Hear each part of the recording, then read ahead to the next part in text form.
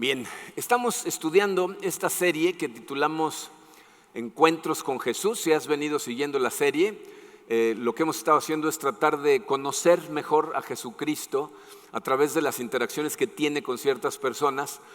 A veces vemos el impacto que tienen esas personas, a veces lo que vemos es las cosas que les revela y así aprendemos, nos acercamos cada vez más a Él y tenemos la posibilidad de vivir la vida de una manera diferente, de una manera como Él nos enseña a vivirla.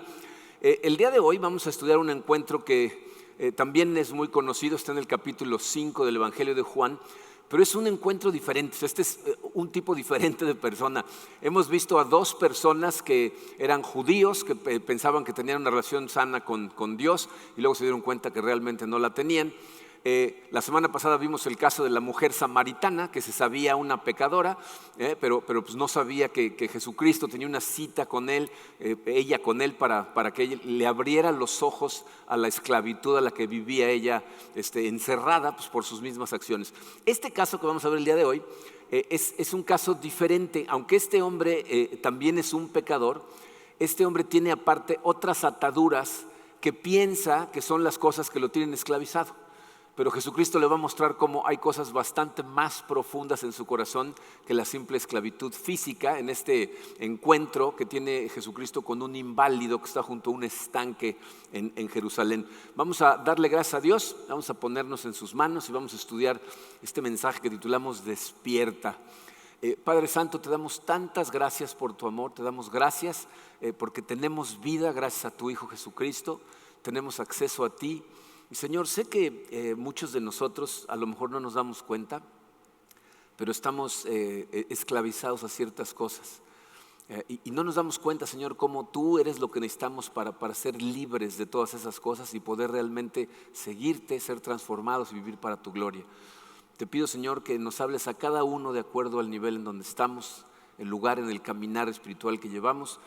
Tú sabes cómo está cada corazón, quién viene con el corazón cargado, quién no, y necesitamos de ti, Padre. Así es de que te pedimos ayuda.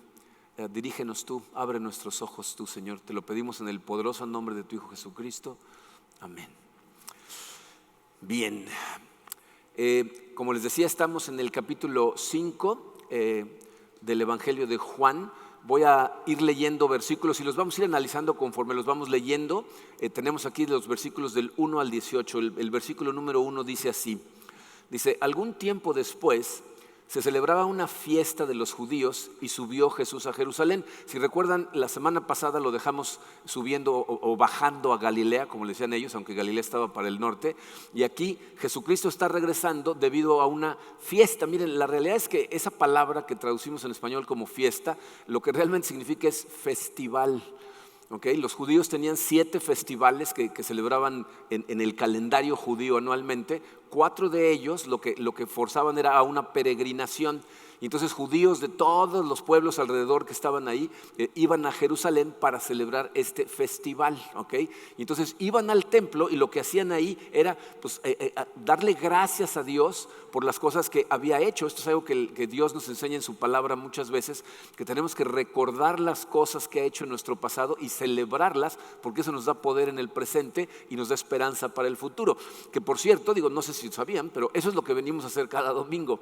Muchas personas vienen el domingo pensando que vienen a recibir algo, pero lo que venimos es a dar algo, venimos a adorar a Dios, a darle nuestra honra, a levantar su nombre, recordando las cosas maravillosas que hace en nuestra vida todo el tiempo.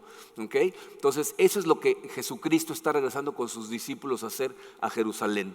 El versículo 2 dice, había ahí junto a la puerta de las ovejas un estanque rodeado de 5 pórticos cuyo nombre en arameo era Betzatá. En algunas versiones de la Biblia dice Betesda, que es como la anglicación, no sé cómo se diga de la palabra, pero en arameo se escribe Betzatá, tal como lo dice la Nueva Versión Internacional.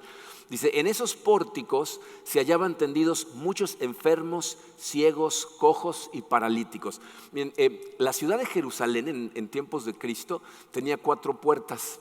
una en cada punto cardinal, y esta en particular se llamaba la Puerta de las Ovejas porque era el lugar por donde entraba toda la gente que llevaba ovejas para sacrificarlas al templo, era el camino más directo al templo.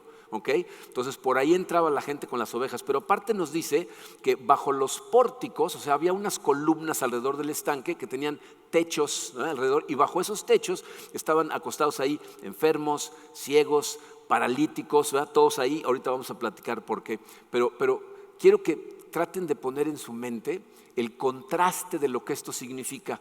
O sea, ahí al lado del estanque están pasando gente con las ovejas, ¿no?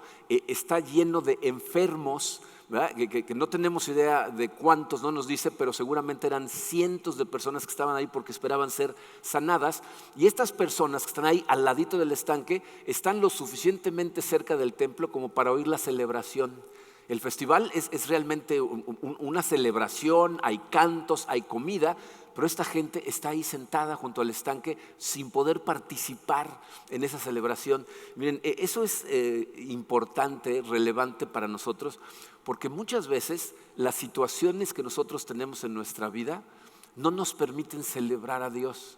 O sea, venimos a la iglesia con la intención de adorar a Dios, de celebrar a Dios, pero cuando de repente estamos en medio de momentos oscuros, nos cuesta mucho trabajo, ¿no? A lo mejor te pasó a ti el día de hoy, que vienes con el corazón cargado con ciertas cosas, vienes con cierto peso y te recibe gente alegre, contenta, ¿no? Que a lo mejor no puedes ver las sonrisas por el cubrebocas, pero les ves los ojos y hola, bienvenido, y vamos a celebrar. Y a lo mejor ves a gente que está entregada a la adoración, levantan los brazos, están emocionados, y tú por dentro estás pensando, yo no puedo el día de hoy, o sea, con la semana que estoy teniendo, o sea, no siento las ganas de adorar.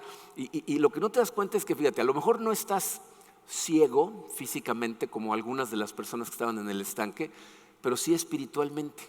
Es decir, estás tan enfocado en las circunstancias que te rodean en este momento que no tienes la capacidad de ver las bendiciones que Dios está haciendo a tu alrededor, el trabajo que está haciendo en ti. No, Dios siempre está trabajando, y cuando nosotros confiamos en Jesucristo y le entregamos nuestra vida, empieza a trabajar en ella, y nos empieza a transformar y nos empieza a renovar. Pero hay momentos de dolor, momentos de oscuridad en donde a lo mejor no lo podemos ver, ¿no? Porque estamos enfocados en las circunstancias y bueno, llegamos a lo mejor frustrados con Dios, a veces enojados con Dios porque pensamos no está actuando, ¿no? O por lo menos no lo suficientemente rápido, ¿okay? O a lo mejor no es que estés ciego espiritualmente, sino que estás paralizado, no físicamente, sino también espiritualmente. Fíjate, se nos olvida a veces que el caminar espiritual es precisamente eso, es un caminar, es un viaje, y lo que requiere es que demos pasos espirituales. Y hay veces que las circunstancias que nos rodean, ¿verdad?, nos tienen tan sofocados que no tenemos la capacidad de dar el siguiente paso, lo que eso signifique. A lo mejor es la conexión con Él a través de la lectura, la meditación de su palabra, el tener comunión con otros hermanos y hermanas en Cristo. O sea, no das el siguiente paso porque estás de alguna manera paralizado sin poder seguir avanzando hacia Él. Pero bueno, el estanque está rodeado de enfermos y vamos a averiguar qué hacen ahí. Fíjense, en el versículo 4, quiero que noten que está en corchetes este versículo y tiene su razón de ser. Ahorita les explico. Dice, estaba lleno de enfermos que esperaban el movimiento del agua, porque un ángel descendía al estanque de vez en cuando y agitaba el agua. Y el primero que descendía al estanque después del movimiento del agua quedaba sano de cualquier enfermedad que tuviera. Miren, esto que acabamos de leer, si ustedes tienen la Nueva Versión Internacional, si su Biblia es de la Nueva Versión Internacional o es la Nueva Traducción Viviente o Dios habla hoy, ese versículo no existe. De hecho, se van a dar cuenta que pasa del 3 al 5. Y a lo mejor nunca se han dado cuenta, pero cuando lees ese pasaje se brinca del 3 al 5. Si lo lees en la Reina Valera del 60, o cualquiera de las versiones de la Reina Valera, ahorita hay 4 versiones modernas de la Reina Valera, o en la nueva versión latinoamericana, ahí aparece, pero así entre corchetes. ¿Por qué? Porque los manuscritos originales de este evangelio, ese versículo no existía. Ese versículo lo añadió algún rabino casi 300 años después para explicar lo que estaba pasando ahí. ¿Okay? Esto que nos está explicando aquí es una superstición que la gente tenía en esa época, no es parte de la palabra inspirada de Dios y no está respaldado bíblicamente que esa fuera verdad. De hecho, ahorita vamos a platicar más al respecto. ¿Okay? Entonces, como que quiso dar la explicación de lo que la gente creía para que entiendas qué hacen los enfermos ahí. ¿Okay? Pero bueno, ¿Qué hacía Jesús ahí? Es la pregunta, ¿no? Porque Jesús, fíjense, este es un lugar que entra la gente que trae ovejas para el sacrificio o gente que lleva enfermos a este estanque. Pero te puedo asegurar que ese lugar era un lugar que la mayor parte de la gente trataba de evitar.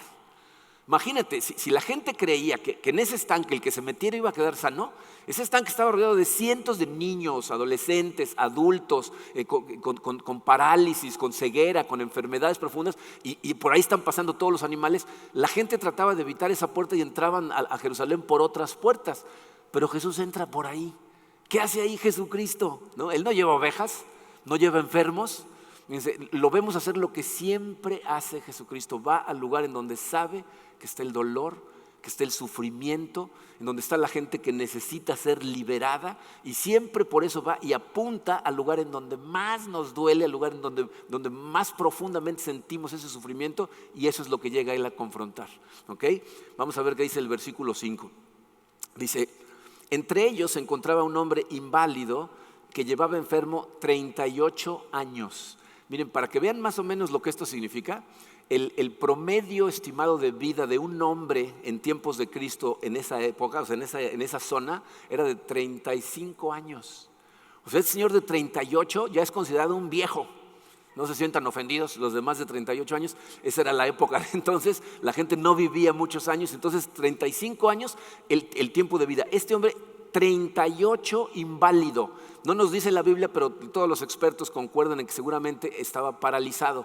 ¿Okay? Entonces llevaba toda su vida paralizado.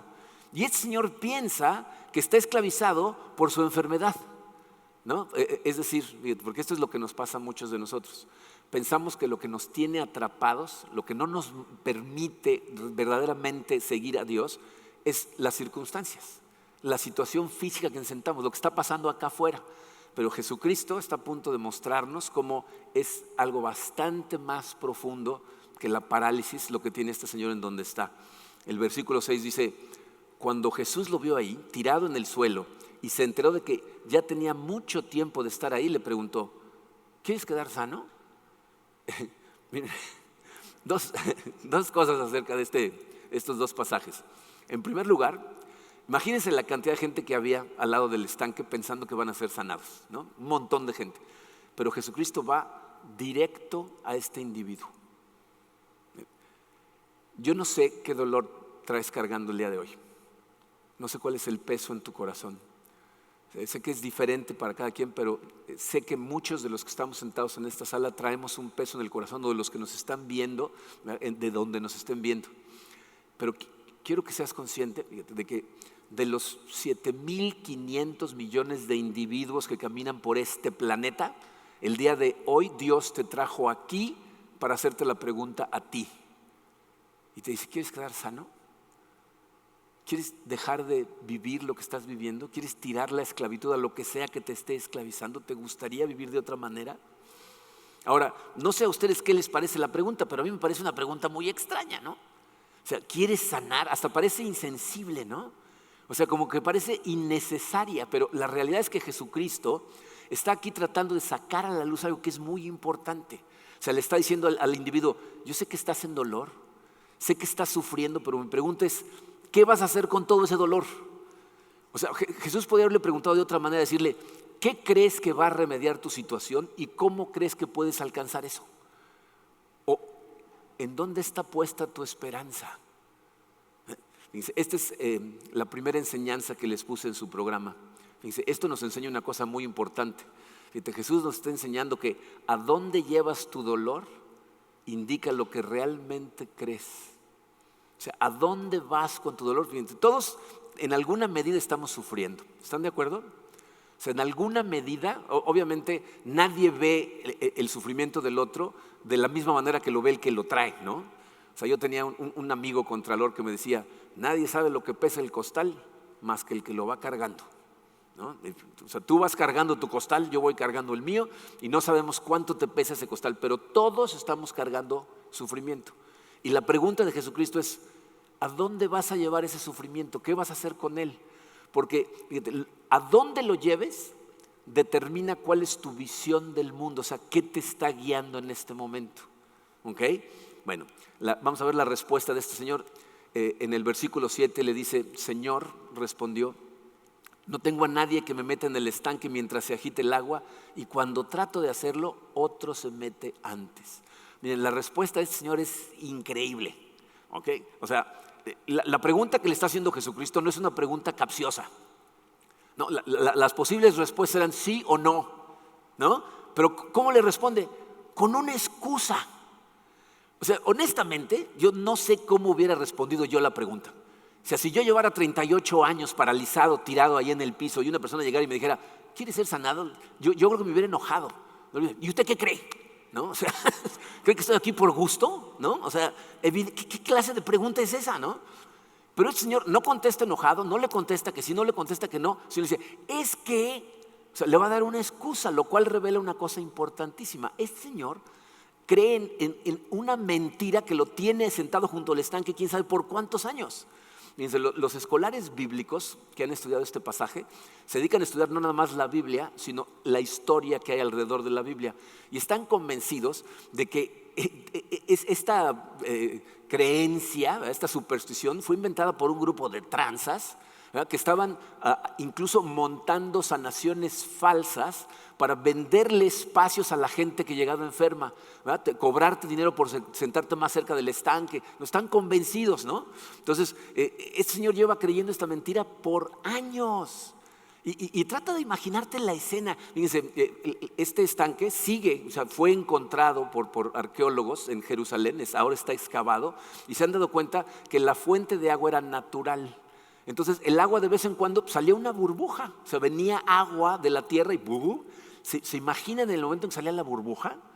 O sea, los juegos del hambre, ¿no? O sea, todos contra todos por tratar de aventarse, ¿para lograr qué? Fíjense, según ellos era su oportunidad de alcanzar la vida que siempre habían soñado, ¿no? Por fin librarse de eso que tenían, y entonces iban a vivir lo que siempre habían soñado. Entonces este hombre lo que le está diciendo a Jesús es, sí, estoy sufriendo, pero sanar para mí se encuentra en el estanque. Si tan solo pudiera ser el primero en entrar, todo estaría bien. ¿Se dan cuenta cómo eso es lo mismo que nos pasa a muchos de nosotros? Muchas veces pensamos, si tan solo sucediera X, algo externo, si algo cambiara, si esta persona se portara diferente, ¿no?, si mi jefe fuera así, si mi esposa, si mis hijos, si algo acá fuera cambiara, entonces todo estaría bien. Y Jesucristo lo que está haciendo es entrar en esa área de dolor y le está diciendo, tienes que traerme el dolor a mí. ¿Ok? Este individuo no lo ve. ¿Ok? Entonces fíjense cómo responde Jesucristo. En el versículo 8 le dice, levántate, recoge tu camilla y anda, le contestó Jesús. Miren, yo no sé qué imagen tienes de Jesucristo, ¿no? Cada uno de los que estamos aquí tenemos una idea de quién es Jesucristo y cómo es Jesucristo. Si tu idea proviene al 100% de lo que dicen los evangelios, de cómo lo describe la Biblia, entonces tienes una idea muy clara de quién es Jesucristo. Pero hay gente que sus ideas acerca de Cristo provienen de cosas que les han dicho, cosas que han oído en la escuela, programas de televisión, parte de lo que han escuchado aquí. Entonces se crean una imagen de Jesucristo que no es el Jesucristo real. Hay personas que piensan que Jesús es una persona que siempre habla suavecito, ¿no?, que siempre está muy tranquilo, que jamás se exalta. Pero eso no es lo que vemos en los evangelios y no es lo que vemos en este versículo. De hecho, aquí Jesús está hablando con autoridad, muy probablemente con firmeza, ¿no? Le está diciendo, levántate. ¿Saben lo que significa la palabra literalmente? Significa despierta. Eso es lo que le dice una persona que está en cama y está dormida. Le dice, ¿es hora de levantarse? Eso es lo que significa, levántate, no, despierta, abre los ojos. Jesús no le está hablando como un tirano, dándole órdenes o tratando de herirlo o humillarlo, apuntándole a lo que seguramente le ha causado dolor toda su vida, ¿ya? Lo que está haciendo es decirle, es hora de dejar de poner excusas, es hora de dejar de creer en mentiras, despierta, abre los ojos, levántate. Yo tengo el poder, la autoridad sobre todas las cosas en tu vida que te limitan de experimentar la vida que yo tengo para ti. No nada más lo que tú estés soñando, para lo que yo te diseñé. Levántate, recoge tu camilla, o sea, levanta tu tiradero y empieza a caminar, empieza a dar esos pasos. Ahora miren, yo sé que sería maravilloso para todos nosotros si nuestro caso fuera el de este Señor, ¿no? O sea, que Jesús nos hablara hoy y nos dijera, levántate, levanta tu camilla y camina. Este tipo de historias en la Biblia, de pasajes de la Biblia, es lo que hace a veces tan difícil predicar mensajes como este.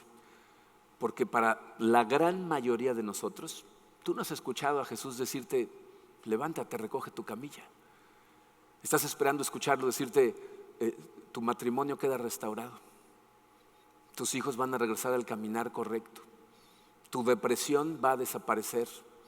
La enfermedad que tienes o la que tiene gente a la que amas en este momento se va a desintegrar. Y entonces es difícil porque la gente se enoja con estos pasajes. Gente me dice, pero a mí no me ha hecho ese milagro. En mi vida esto no ha funcionado de esta manera. Y si tú lo ves de esa manera, te estás perdiendo de los puntos más importantes acerca del Evangelio. El milagro que Jesucristo tenía que hacer para que tú pudieras vivir la vida que siempre has soñado, lo hizo en la cruz. Por ti, por mí, por todos nosotros, para darnos vida real, vida plena. El punto de la historia no es que Jesús sana de inmediato a toda la gente, sino que debemos de renunciar a confiar en otras cosas como nuestra fuente de esperanza y confiar solamente en Él. Y cuando nosotros tomamos el dolor y se lo llevamos a Él, entonces Él a su manera, a su tiempo, va a manejar y va a restaurar y sanar nuestro corazón. Esto lo hemos hablado muchas veces. La esperanza principal del cristiano, o sea, lo que es real para el cristiano y no es real para nadie que no lo sea, es que se avecina un día sin lágrimas, se avecina un día sin enfermedad, se avecina un día lleno de puro amor. Este Señor no tuvo que esperar para ser sanado físicamente. La mayor parte de la gente sí.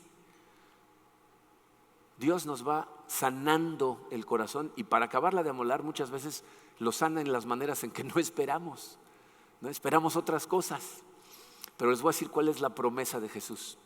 Mientras esperamos, Él nos sostiene. Él está trabajando en tu corazón y mientras tanto te está sosteniendo. ¿Y saben qué hace? Dice, nos protege de que en nuestra desesperación empecemos a buscar caminos que realmente no nos van a sanar. Y de hecho lo que van a hacer es causar más dolor.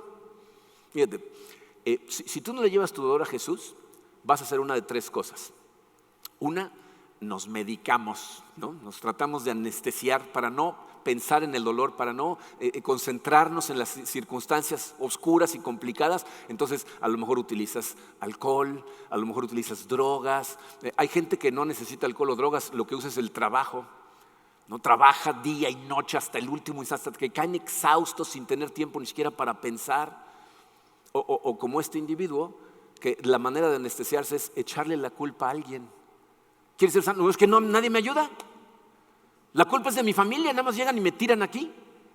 ¿No? Entonces la culpa es de otro. Y de esa manera, de alguna manera, evita enfrentar el dolor que enfrenta.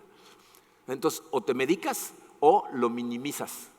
O sea, esa es otra forma de manejar el dolor. No es para tanto, todo está bajo control, no duele, ¿no? Estoicamente aguantarme y todo lo que estás haciendo es tratar de taparlo, de cubrirlo, de no pensar en él. Pero acuérdate, toda herida que simplemente tapas pero no la sanas se pudre y al rato sale en peores formas por otros lados de tu vida. Entonces no la puedes minimizar. Y lo tercero que hacemos es identificarnos con el sufrimiento. O sea, obtenemos nuestra identidad del sufrimiento, ¿no? Y entonces te conviertes en el que fue abusado, el que lo trataron mal, el que nunca tuvo oportunidades, el que nació enfermo, el que nació ciego, el que te terminó lisiado. Miren, yo no sé si recuerdan, no sé cuántos años lleven viviendo aquí en Cancún, pero si llevas los suficientes años, a lo mejor te acuerdas de un señor que había nacido con las piernas muy débiles, o sea, muy súper delgadititas, y andaba por toda la Tulum en una patineta. Se empujaba con las manos, iba pidiendo limosna. A lo mejor alguno de aquí está tan viejo como yo y se acuerdan, ¿no? Pero bueno, ahí andaba por toda la Tulum el señor pidiendo limosna. Cuando Karina, mi esposa, trabajaba como presidente del Club Internacional de Damas de Cancún, era un grupo de mujeres que se dedicaban a hacer puras actividades altruistas. Y entonces decidieron regalarle una silla de ruedas a este señor. Y cuando se la ofrecieron no la quería. Dijo, no, gracias, con la patineta estoy bien. Y le regalaron la silla y nunca la usó.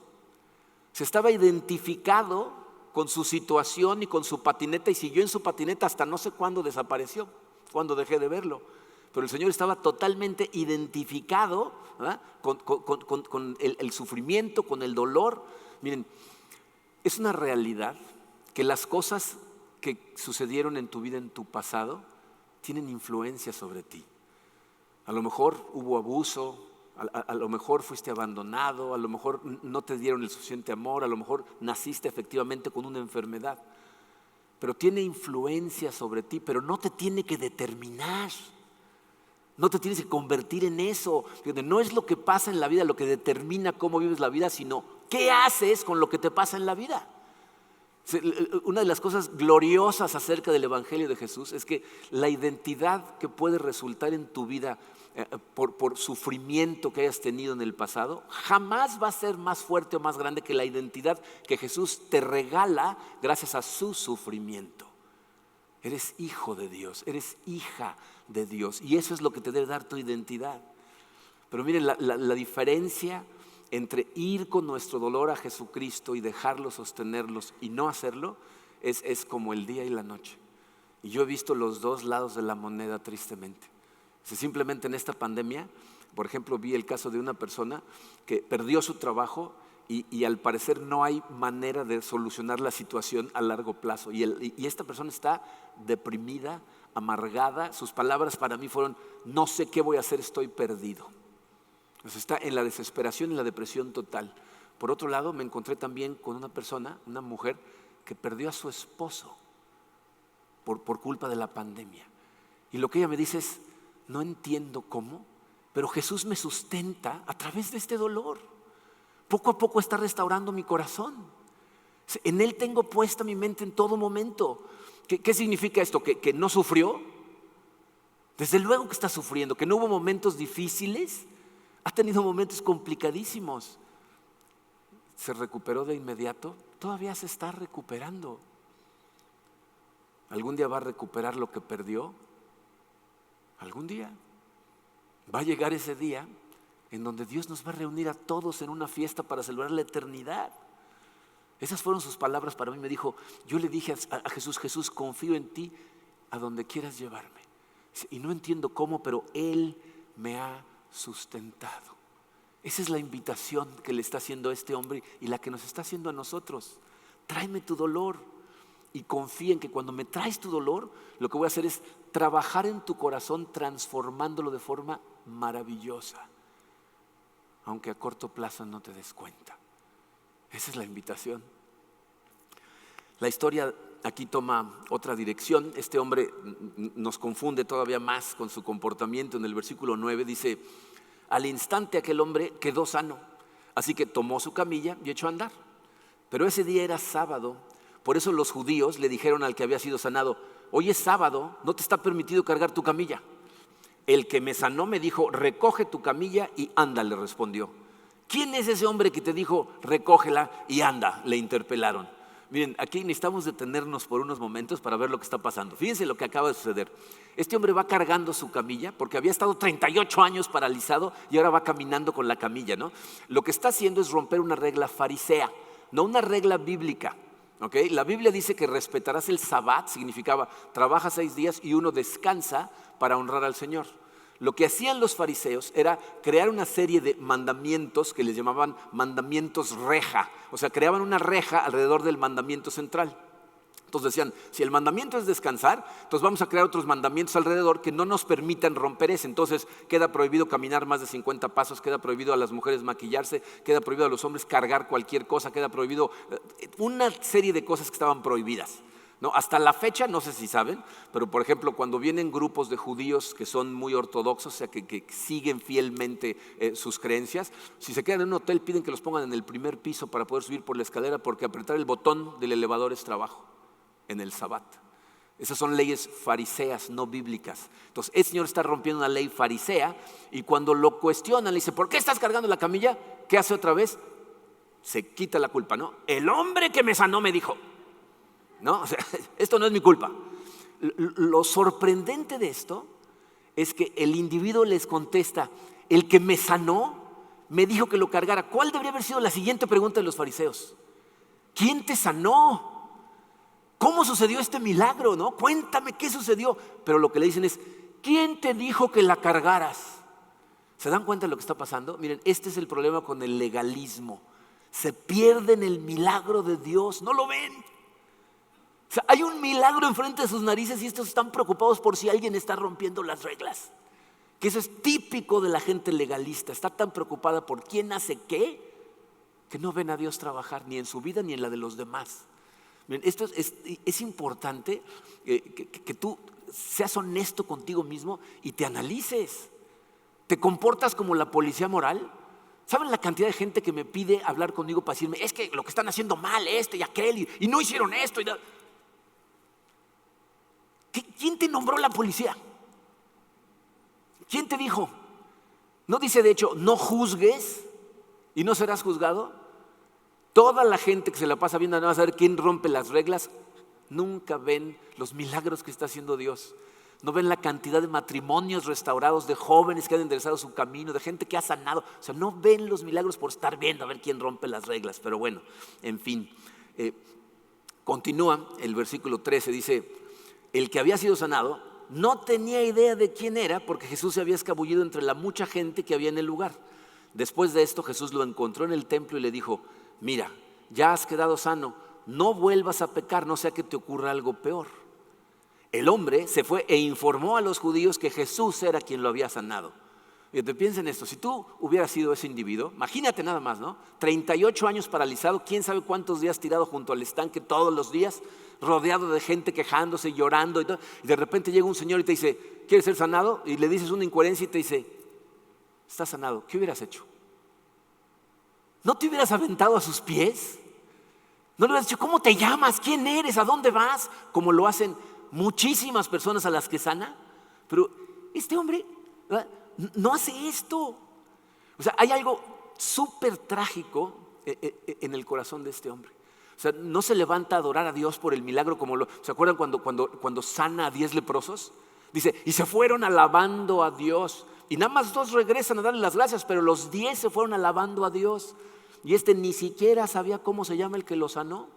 No tenía ni idea. Lo cual, fíjense, nos enseña una cosa que es muy, muy fría. Cuando tu corazón está endurecido, aunque recibes bendiciones de Dios, ni siquiera te das cuenta. Ni siquiera sabes de dónde vienen.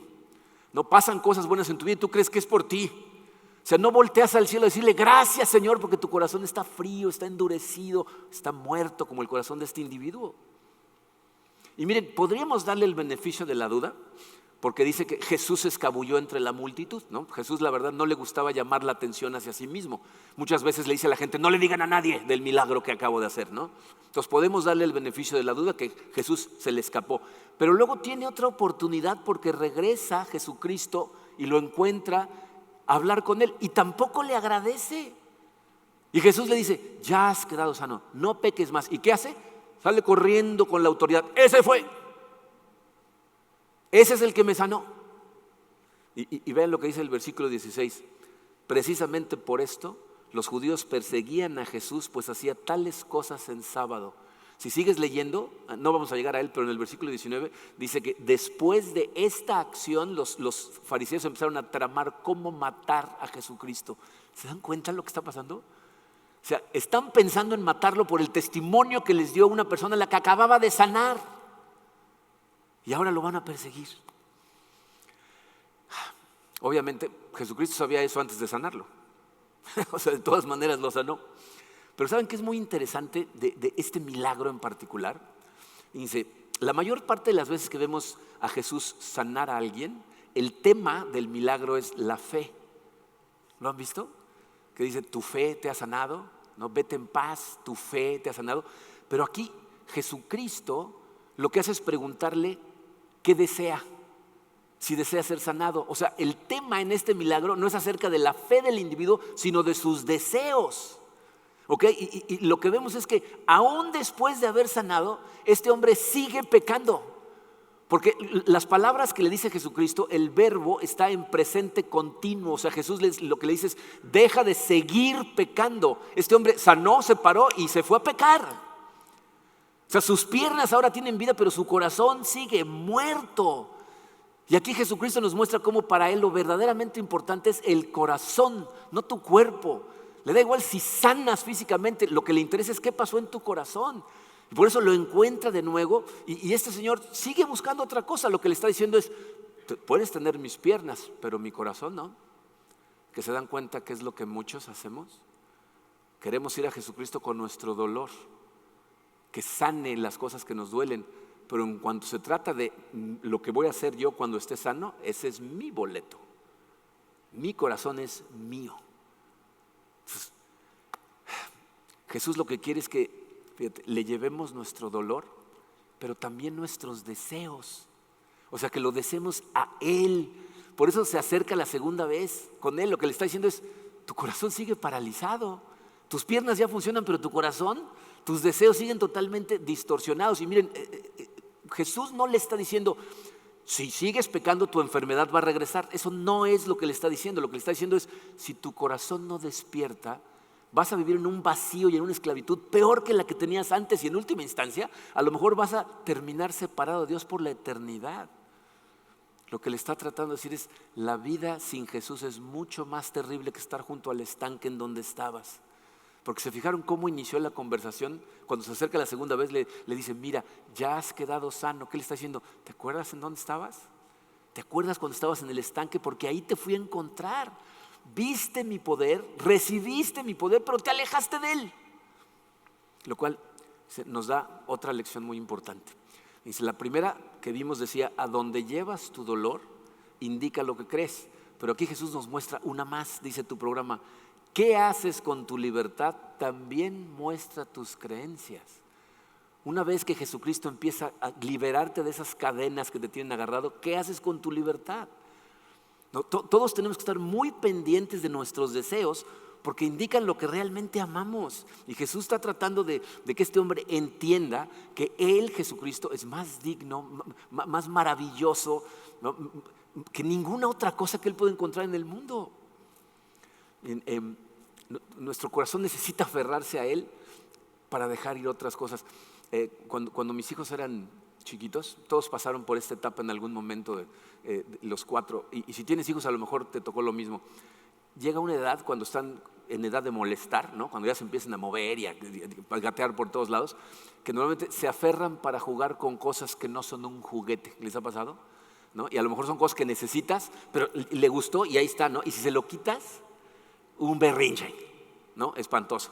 Entonces puedes hacer una de dos cosas: esperar a que se aburra, porque se va a aburrir y lo va a dejar, o traer algo que brille más, ¿no? Entonces le llegas con un juguetito o algo. Los hijos mayores identificaban rápido cuando se aferraba uno con el control remoto para jugar con él, con un juguetito o algo para intercambiárselo, ¿no? Bueno, esa es la manera en que el corazón del ser humano funciona. Normalmente tu corazón anda persiguiendo cosas brillantes hasta que te aburren y entonces buscas algo más brillante y luego necesitas cada vez más. Esa persecución es eterna, y el corazón nunca descansa, nunca se llena hasta que lo que persigues es a Jesús, porque Jesús es tan hermoso, tan satisfactorio, que tu corazón jamás se cansa de tenerlo en el corazón. Y si tu persecución es real, es decir, si tú te acercas tanto a Jesucristo que te abre los ojos y te deja ver lo hermoso que es Él y el propósito que tiene para ti y lo vives, entonces jamás se aburre tu corazón. Si llegas a verlo por quien realmente es, nunca lo vas a querer dejar ir. Y mientras más tiempo pasas con Él, es más fácil empezar a dejar ir esas otras cosas que todos tenemos un aferramiento a ellas. Esas cosas que tú piensas que si no las tuvieras ahorita en tu vida, entonces no podrías ser feliz. Y empiezas a darte cuenta que te cuesta cada vez menos trabajo soltarlas para solamente aferrarte a Él. Y miren, necesitamos ser justos con nosotros, porque la realidad es que llegar a ese punto en donde te sea fácil desprenderte de todo lo que no sea Jesucristo es un proceso, es un viaje muy largo. Nuestro corazón no cambia de un día para otro. No escuchas un mensaje y entonces cambias un switch en tu corazón y ahora de pronto ya lo único que quieres es a Dios y sueltas todo lo demás. De hecho, estoy seguro que si tú estás tratando de hacer eso, reconocerías que es una batalla. Dirías, para mí esa es una guerra, es una batalla que tengo todo el tiempo. Yo lo quiero perseguir solo a Él y me siguen atrayendo otras cosas. Tengo que luchar para mantenerme en el camino correcto. Y si ese es tu caso, primero, bienvenido al club, ¿no? Porque ahí estamos todos, ¿ok? Pero en segunda, es una excelente noticia. Significa que vas por el camino correcto, porque si no, no habría batalla. ¿Me explico? O sea, si tú no estás luchando todo el tiempo por tratar de nada más seguir a Jesucristo y cosas te distraen, significa que estás tratando, que estás dando pasos, y mientras más tiempo vas con Él va a ser más fácil. Pero si no hay batalla, significa que simplemente te estás dejando ir con la corriente, que es muy fácil, y no estás batallando con nada, como es el caso de este individuo. Su corazón está muerto, no tiene batalla en su corazón, ¿verdad? La Biblia no nos dice que hubo conversión, que hubo salvación, que el individuo... El Señor estaba muerto. Pero si estás en la batalla, necesitas tener ánimo. Necesitas animarte, y te voy a decir por qué. Fíjate cómo termina el pasaje. En el versículo 17 dice, pero Jesús les respondía.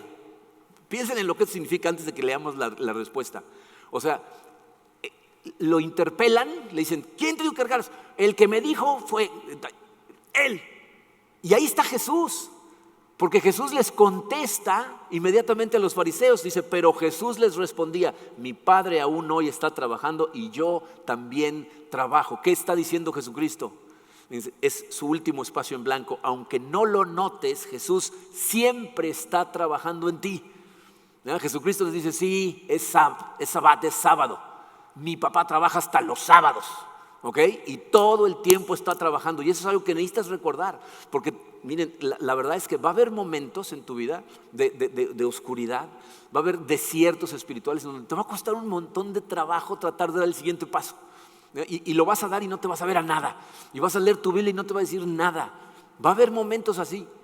Pero Jesucristo nos está diciendo, todo el tiempo estoy trabajando en ti. En todo momento, aunque no lo notes, estoy transformando tu corazón. Aférrate a mí, confía en mí, piensa que la única fuente de satisfacción voy a ser yo, porque entonces me estás dejando trabajar en ti, y cuando te des cuenta, tu corazón va a sanar. Entonces, recuerda, ¿verdad? Necesitamos llevarle el dolor a Él y llevarle también nuestros deseos. Y su promesa es, Él nos sostiene, Él nos transforma y está todo el tiempo llenando nuestro corazón, aunque a veces no lo notemos.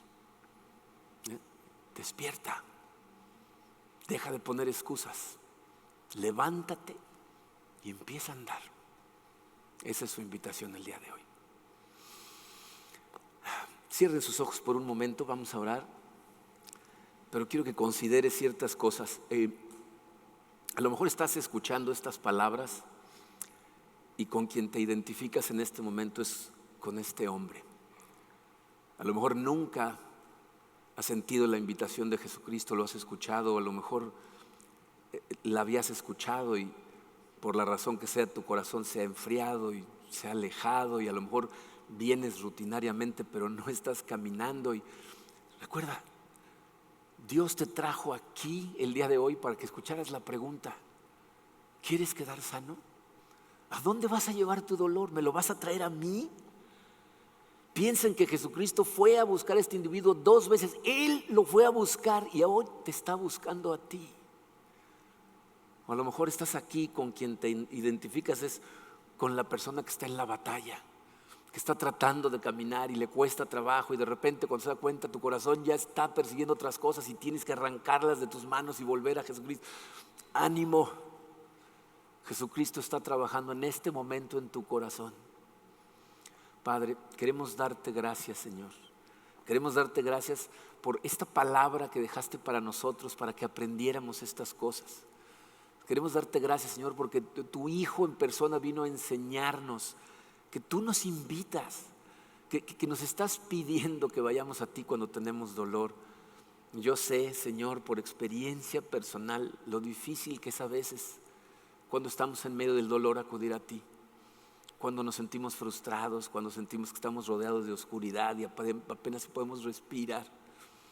Pero recuérdanos, Padre, en esos momentos precisamente que tú nos amas, que estás sufriendo con nosotros, y te llevamos el sufrimiento, milagrosamente, incomprensiblemente, nos sostienes, nos das fortaleza. Y ayúdanos a recordar, Señor, que esa fortaleza que nos das es para este día, que es en todo lo que nos tenemos que enfocar, en el amor, la misericordia y fortaleza que nos das para hoy. Ayúdanos a acudir a ti hoy, Señor, y permítenos abrir nuestro corazón para que lo transformes de la manera en que tenga que ser transformado, que podamos desecharnos de todas esas cosas que nos amarran y podamos confiar únicamente en ti. En el poderoso nombre de tu Hijo Jesucristo te pedimos estas cosas y te damos gracias. Amén.